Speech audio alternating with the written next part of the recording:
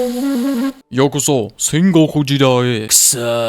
Shogun might be my favorite show ever, and the characters are one of its best aspects. In this video we'll dive deep into everything character related, and we'll figure out why it's probably the best character development I've ever seen in the shows. The first reason why the characters in Shogun are brilliant is their complexity and contrasts. Almost every character in Shogun is multi-layered and surprises us. There are almost no flat function characters here. We'll break down a lot of characters and their traits, I promise. But first, let me show you this idea of complexity and contrast very thoroughly through our favorite and most contrast character, YABUSHIGE Sama! YABUSHIGE Sama!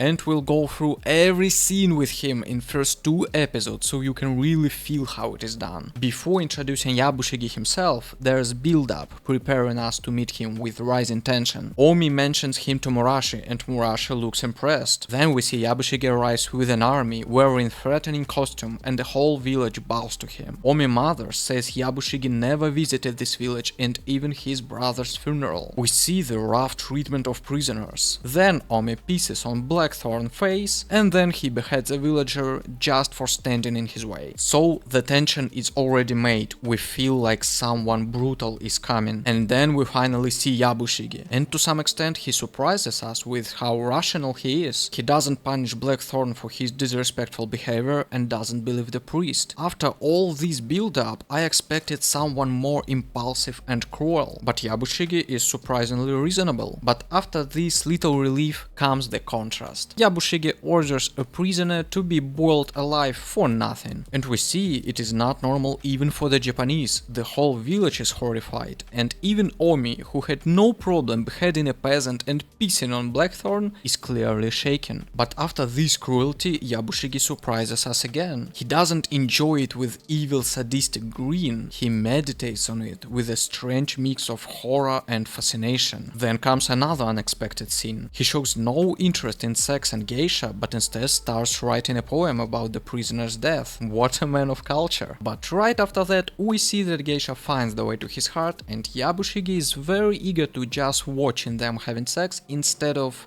doing it himself. In the next scene, YABUSHIGE is both unpleasant. While Omi is struggling to eat, remembering the prisoner's death, YABUSHIGE eats with just great appetite, illustrating how mundane it is for him. And in the same time, YABUSHIGE appears fascinating. He asks Omi to create a poem about prisoner death. Nice mix of sadism and poetry. Then comes another contrast. We'd heard that YABUSHIGE doesn't care about his nephew, hadn't ever visited the village, didn't show up at the Omi father funeral, so we expect him to be cold, cruel, manipulative and just using people. But no, he promises Omi more lands, asks his opinion, acknowledges his mind and treats him with some warmth, and Omi is visibly pleased. So he's not just cold, cruel asshole. Even if it's just pure politics, at least he can recognize loyalty and intelligence and give to a person's sense of significance. Then, after all that symbols of YABUSHIGE power and danger, we see a new side. He immediately submits and tries to please Hiramatsu, and even tries to somehow avoid Osaka visit. But we also can see his suppressed anger as he realizes there's a spy in the village. So we already can understand some hypocrisy of YABUSHIGE. Later, YABUSHIGE again shows us he is a reasonable person. During the storm, instead of arguing with Blackthorn and prove his own authority, he just starts to help. And then, instead of flattering Hiramatsu again, he defends Blackthorn to save valuable Rodriguez. But right after that he shows his unreasonable silly part, and when Blackthorn provokes him, he accepts the challenge, just to not lose face in front of others. And then comes the key moment. By now we already assuming that YABUSHIGE is the person who will always look for a way out, like he is the guy who will try to survive at any cost. But when he is exhausted, he is ready to commit suicide, to die with dignity on his own terms, to not shame himself in front of Blackthorn and people. It is truly samurai move, and even sarcastic Blackthorn is completely shocked, can't comprehend it and bows before YABUSHIGE. So already after 1 episode we've seen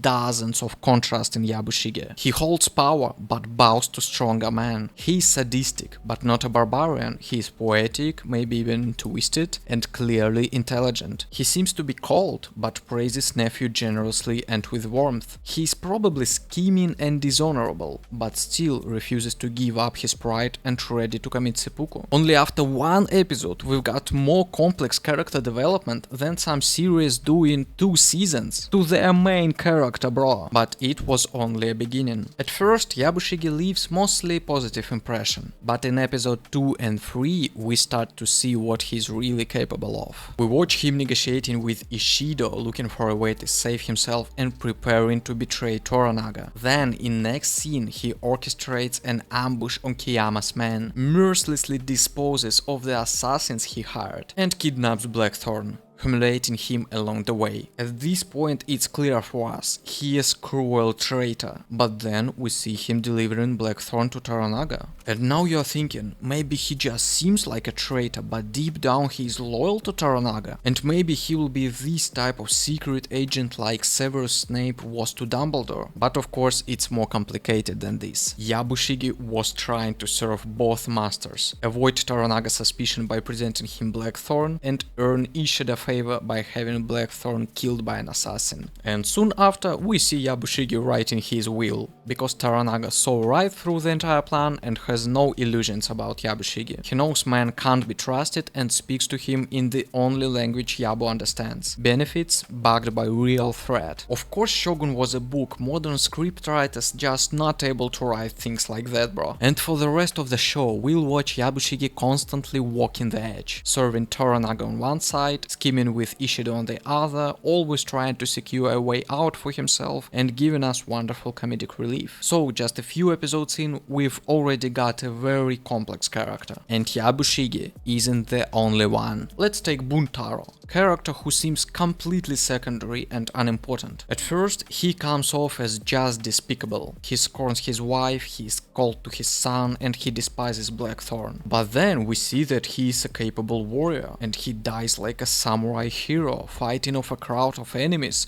with Toranaga himself bowing to him. But then it even turns out he somehow survived this. And we might understand it wasn't heroic, it was dirty and painful. And then we see this respected hero samurai, drunk, consumed by jealousy and bitterness, provoked by Blackthorn, and he unleashes his cruelty on Marika, puts her life in danger, and then beats her. And after this we expect a deadly duel between him and Blackthorn, but Buntaro just shocks us. He apologizes, kneels, and accepts humiliation from a savage he absolutely despises. And this was stronger than any possible fight or confrontation or duel. As the story goes on, we witness Buntaro inner weakness, broken pride, and burning hatred. All of that culminating in the tea ceremony scene, where we truly feel the tragedy of his love and what Marika has done to him. And in the end, Buntaro lost all the hope. He must execute his own father, but was obliged to continue living. He forgives Blackthorn and stands beside Toranaga during his final victory. Buntaro is just a masterfully written character. A broken man, dead inside, losing control, yet still loyal to the samurai code, mighty warrior who somehow finds the strength for forgiveness and was rewarded for this. And he is very minor secondary character. But bro, he is deeper than 99.9% of secondary characters in whole storytelling history. Now let's wrap up this idea of contrast and complexity with quick run through of other characters, just to prove the point. Omi seems cruel. He seems like a jealous weakling in love with a geisha. We are sure he will become sneaky traitor with Yabushige, but in the end he chooses honor, stays loyal to Toranaga, and he is rewarded for it. Fuji might seem like she would mourn her child and husband, will hate Blackthorn, and doesn't want to serve him, but instead she is shocking us defending her Hatamoto. We see couple warm moments, sometimes very warm moments, which culminate in this very intimate deep climax, but in the end she still calmly leaves and becomes a nun. Mariko is torn between Christian faith and Japanese duty. She is dead inside but gently falls for a Blackthorn. She wants to be with him but remains loyal to her hateful husband until the very end. She loves Ochiba's sister but does what needs to be done. Kiyama seems cold, cynic and calculating, but he is visibly shaken by Mariko's death march and we believe he will stand for her. And then he commits silent betrayal, promising to execute her and not showing up, knowing that he is dooming her. But maybe Kiyama was the reason why Ishida decided to release Mariko, and maybe that guilt is the part of why he later turns on Ishida. Ishida seems strong, dangerous and ambitious. But underneath, he is insecure, the son of a peasant, ashamed of his bureaucratic role and jealous to Toranaga. He constantly loses to Ochiba in power balance, but manages to marry her. But anyway, wise woman like Dion knows, Ishida might be powerful, but he is going nowhere. Ochiba seems cold as ice, dominant and ruthless. But we see how deeply she cares about Mariko. And even though she hates Toranaga, she still chooses to ally with him, and this act seals his victory. Rodriguez comes off as a friendly guy, joking with Blackthorn, respecting him as a sailor, but he wouldn't hesitate to shoot him if needed, and he acts for his own people. And yet, he is a man of honor and breaks orders to save Blackthorn and repay the debt. And even Hiromatsu, who never shows anything but loyalty and respect to Toranaga, the way he jokes and speaks with him in private already reveals slightly different side. And of course, his final act is the highest expression of loyalty and friendship, but emotionally it lands as the heaviest and painful moment. And guys, I could keep going. I could name at least 10 more characters, even minor ones, and show you this same level of contrast and depth. So Shogun is absolute masterclass on how to make multidimensional complex characters through contrasts. And after watching Shogun and comparing this level of character development with some regular series, contrast is absolutely crucial, and you understand how rare such character development is. And I think we can move on to our next point. Bro, I hope you like this content, because I love this content. I love to make positive content where I love something. But unfortunately, I also watched Andor, Rings of Power, Romulus, and I have critical type of content. Visit it.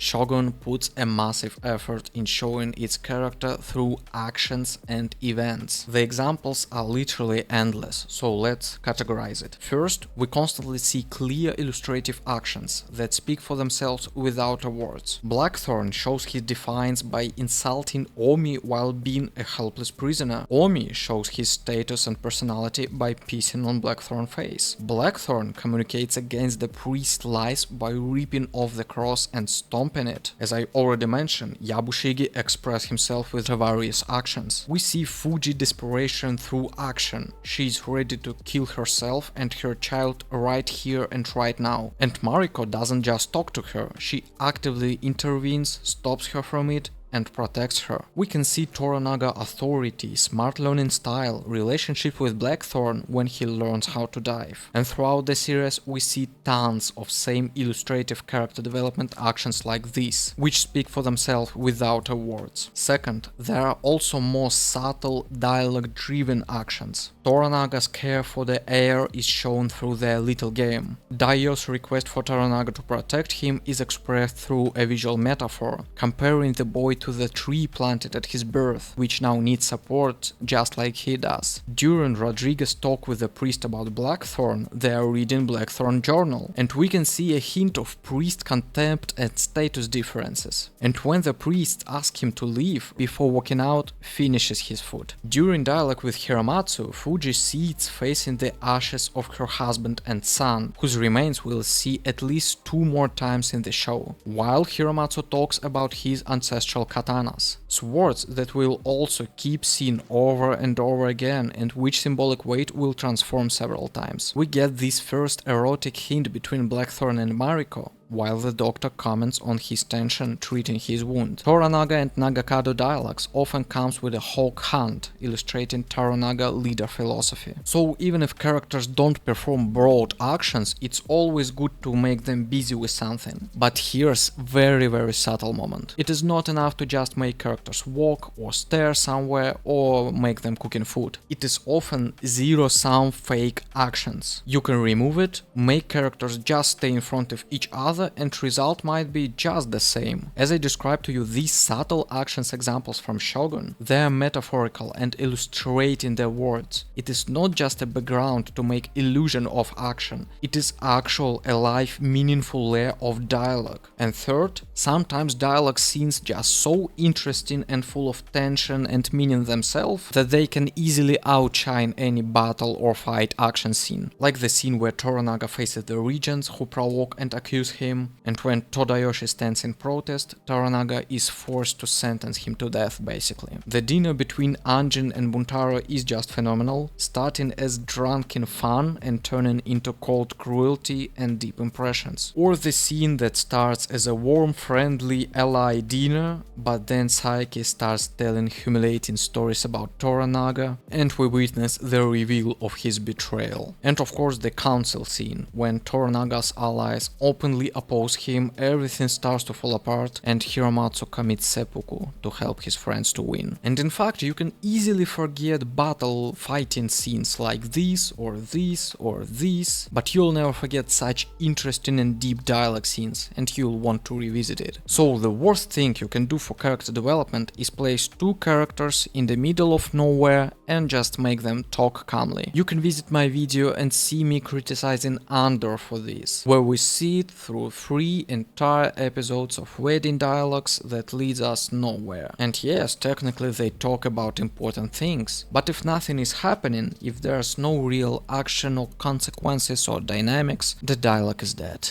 Or for example, take Rings of Power. We get horrible, lifeless, over-the-shoulder dialogues that last for 2 to 4 minutes straight. The characters do nothing, just stand and talk. It's absolute disaster. Compare it for example to the Game of Thrones, where in the very first episode alone, there's not a single dialogue that isn't accompanied by action or grounded in a setting that means something. And Shogun is dialogue-driven story. It is political, poetic, intellectual in the first place. As I've shown, many of these dialogues are supported by action. But now let's take a look at the examples where characters do nothing and just talk. For example, the dialogue can be grounded in something very relevant that happens here and now, something that immediately reflects in the story. For example, in the intro, the captain and Blackthorn are just talking, not doing anything, but their dialogue is about the sand Blackthorn just found. They're on a ship where people are dying right now. Right in this dialogue, Blackthorn refuses to surrender to fate and the captain is already broken and going crazy and kills himself 10 seconds later,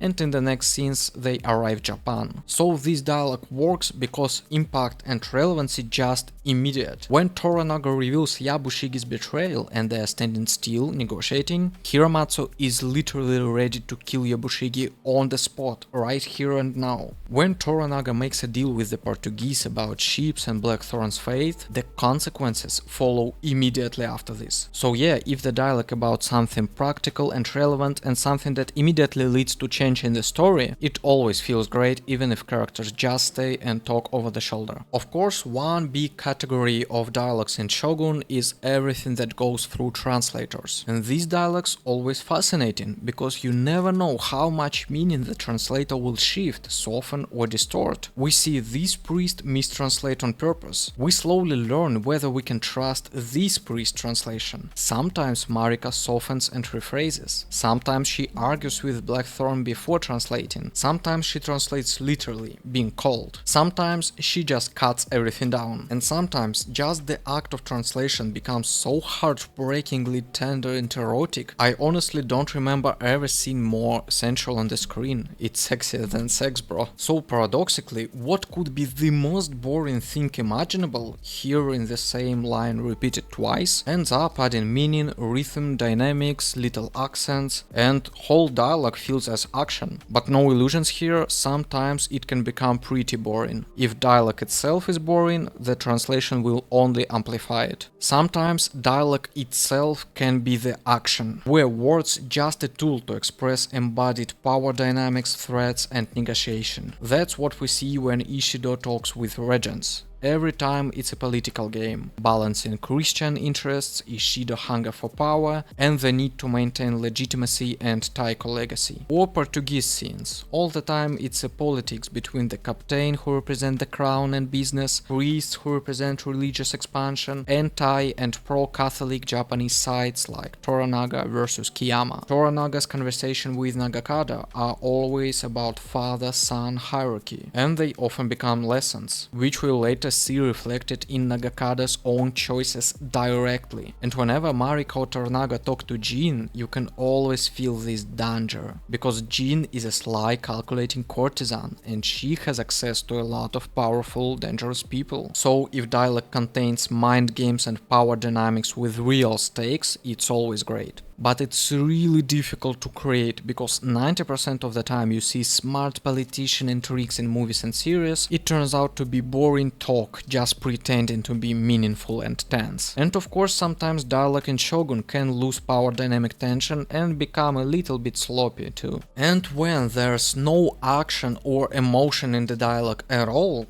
dialogue still can work on philosophical and symbolic way, and of course it is the hardest one to create. This is where writing and poetry have to be phenomenal to not become pretentious, boring BS. And dialogues between Marika and Blackthorn often contains no action, but they carry the deepest poetic weight in the whole show. They reveal Mariko's inner world, depth of Japanese culture, and their fragile love story with Blackthorn. The same is true for Marika dialogues with Toranaga. Usually they're quiet and unemotional, but they carry most of the philosophical weight about Japanese duty and what it means to serve. Of course, all the dialogues with Toranaga has philosophical weight, as we can learn his leadership, power, self-sacrifice, and strategic thinking mindset. And of course I love Shogun, but I have to admit, towards the end the pace starts to slow down. Those long audience scenes with Toranaga start to drag and lead nowhere. The dialogues between Ishido, Ochiba and the regents can get a bit dull, and even the final scenes between Blackthorn, Toranaga and Yabushige feel slightly underwhelming for a final. But even then, even when dialogue is slow or repetitive, it's never empty. Hey bro, if you like content so far, I wanted to invite you to my Telegram and Discord channel where you can contact with me, and also you can send me money and I will make such beautiful video about any movie or series or any subject matter. Waiting for ya.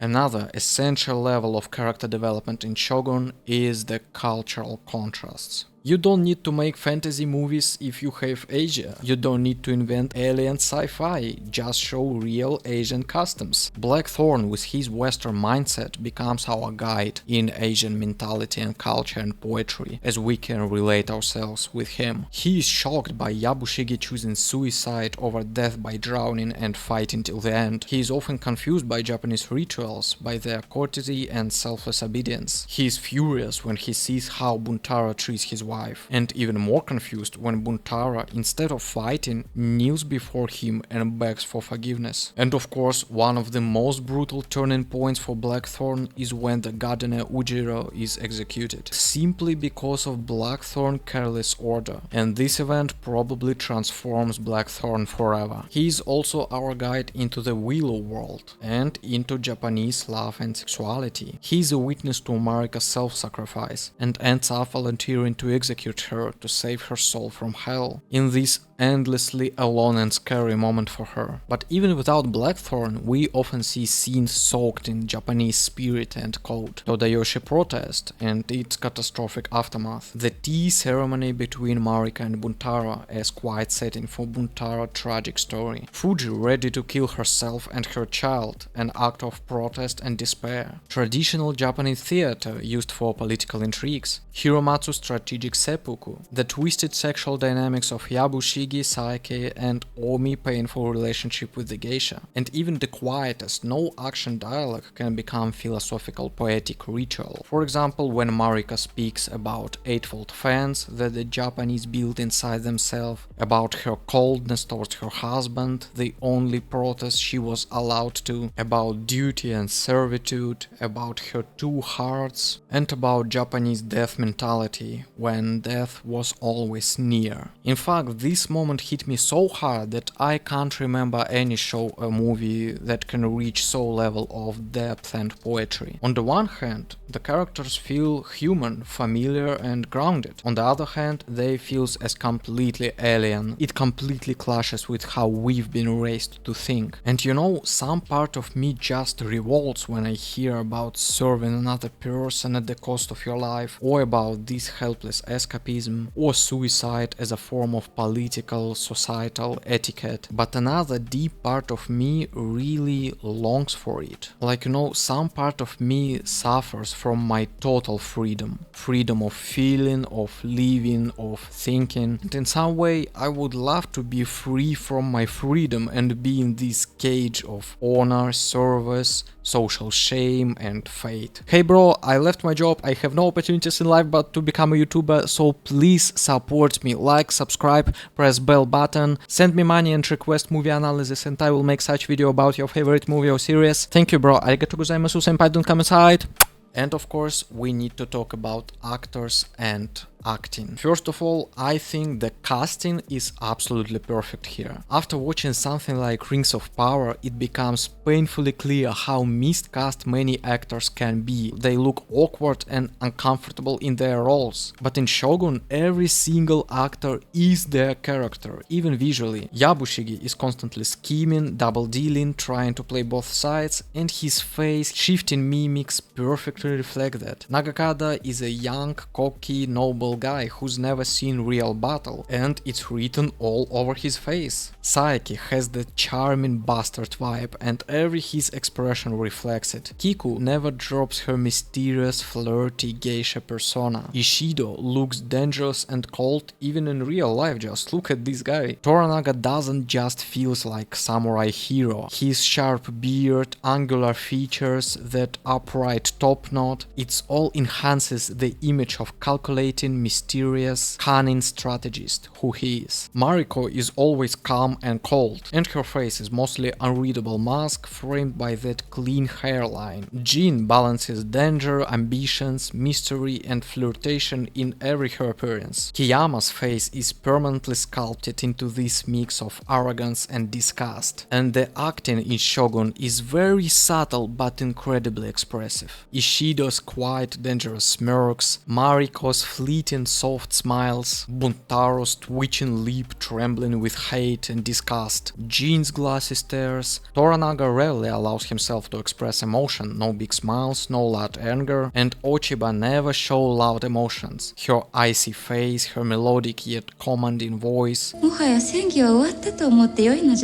and her little cracks of vulnerability because of Mariko. And because the acting is so restrained and so minimal, every twitch, every smile, every glance feels like a reward. And the only actor I have any real issue with might be Blackthorn. Like in some moment this expression like what is happening becomes a little bit repetitive. And maybe from such a wild, rugged man I expected a little more nuances, more unexpected expressions, like more emotional flickers on the face. I think he nails this rugged medieval masculinity. I believe the accent, the physicality, the burst of anger and laughter. Some moments with Marika feel very real. Those scenes bring out this tender, unpolished sensuality, but still, I guess I wanted a little bit more from this character. It's not always easy to define what good acting is, but in Shogun I just feel it. I feel happy because of these little expressions. Unlike, for example, Andor, where Cassian had maybe one expression across 2 seasons, and Mon constantly wears this nervous expression, or sometimes you see strange, clownish overreacting. Or for example in Rings of Power, where Galadriel's attempt to show these subtle emotions feels just bad. Or Arondir, who is completely miscast and doesn't fit to his character. And Celebrimbor could be a great hobbit, but not a legendary elven smith. Or for example even in Games of Thrones, where Sansa attempt to show this icy strength feels extremely flat, while Mariko icy face with rare emotions feels great. Or for example Cersei, great actress, but eventually this single disgust emotion is frozen on her face. while in Shogun, for example, Ishido or Kiyama carry that same contempt, but with way more nuances. I also listened to Behind the Scenes Shogun podcast. If you're interested in filmmaking, I highly recommend to listen it, very interesting stuff. And the actors went deep into preparation. Historical consultants and choreographers taught them how to wear traditional clothing, sit, stand, hand over objects, wield weapons. All these small but ritualized daily actions grounded in Japanese etiquette. Many of the actors have a long history of playing samurai roles, so they know how to embody these archetypes. Or for example, Cosmo Jarvis, who played Blackthorn, worked on his sailor accent and studied nautical culture. And you can't tell, but you can feel all this effort on the screen. And of course, all the actors demonstrate very great respect to original Shogun novel. And you know what probably makes this show the most valuable for me? I didn't grow up masculine. I didn't watch Terminator or Rambo. I grew up reading The Thornbirds, Gone with the Wind, Anna Karenina, Of Human Bondage, dreaming of beautiful, romantic, complicated love. So for me, the most powerful part of Shogun is of course fragile love story between Marika and Blackthorn. I love this scene where clumsy Blackthorn can't express and feel at the same time, and in one moment he gets lost in the memory, he goes glassy-eyed, his speech breaks rhythm, and this single moment for me just elevate whole Blackthorn character and make him much more human and complicated. Their sex scene is so quiet and pure with just zero vulgarity in it. Marika's story about her past and roots of her pain, and this failure of her eightfold fans. This tea house moment, probably it is the most erotic and heartbreaking scene I've ever seen. This tea ceremony scene with Buntaro, incredibly tragic how they two became prison for each other. And also this moment when Kiyama doesn't show up to execute Mariko, this pure existential isolation, and horrified Blackthorn volunteers to kill her to save her. So yes, as I'm sensitive romantic soft boy who had a deep longing for these mysterious broken women, you know, this love story feels like home for me. But bro, take my advice, never fall in love with women like Mariko. So let's quickly summarize everything we've discussed about Shogun character development. In Shogun we almost never see flat, boring characters. Almost every single character appearing on the screen, even the secondary one, is complex person who surprises us and who is shown through several contrasts. Shogun understands that you need to develop characters through actions. So characters all the time do something that express themselves. It can be very loud actions, it can be subtle metaphorical actions. Sometimes whole scene become engaging action. Sometimes words is just a way to express emotional power dynamics. Sometimes the act of translating becomes captivating action. Or sometimes nothing happens, but dialogue conveys deep philosophy and poetry. Shogun characters are so interesting because of cultural contrast and mysterious Japanese mentality and sense of poetry that we learn through actions, through words, and through feelings. Shogun has absolutely great actors who performs subtle professional acting. And finally, Shogun has absolutely beautiful, sad, heartbreaking love story. So thank you for watching, bro. If you made it till the end, you are my hero. I truly love you. I invite you to my Discord and or Telegram channel, where I would love to hear your feedback, your thoughts, how you love me, maybe. Okay? And also, if you really like this content and you want me to make same deep video about your favorite movie or series or cartoon or anime, discuss detail with me, send me money, and I will make such a beautiful, honest, deep video about your stuff. So alright, sayonara bro, senpai don't come inside. Watashi wa Satori desu, Akira Kurosawa, Usotsuki, Hentai, Samurai, Kse.